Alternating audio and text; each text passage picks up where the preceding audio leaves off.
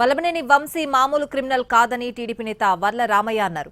ఆయన organised criminal తో పోల్చారాయన. వంశీపై చాలా కేసులు పెండింగ్ లో ఉన్నాయని చెప్పారు.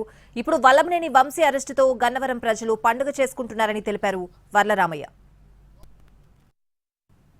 ఫోర్జరీ పట్టిసే మట్టి అంతా కొట్టేశాడు. అక్కడ బాపులు పాళ్ళం అటెంప్ట్ మర్డర్ ఎన్ని కేసులు ఉన్నాయి అతని మీద? దొంగ పట్టాలు పంచాడండి. ఫోర్జరీ డాక్యుమెంట్స్ ఒక్క కేసు కాదు, ఒక్క నేరం కాదు ఇతను చేసింది. ఫోర్జరీ డాక్యుమెంట్స్ క్రియేట్ చేశాడు. అందరూ అనుకుంటున్నారు పార్టీ కార్యాలయం మీద ఏదో చేశాడు. కాదండి, నంబర్ ఆఫ్ అఫెన్సెస్ చేశారు. ఎన్నో నేరాలు చేసిన వాడు.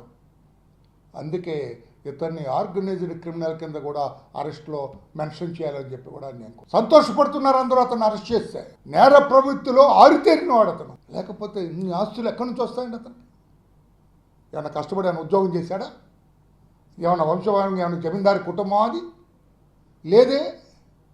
ఇన్ని ఆస్తులు ఎక్కడి నుంచి వచ్చాయి? ఆర్గనైజ్డ్ క్రైమ్ ద్వారా.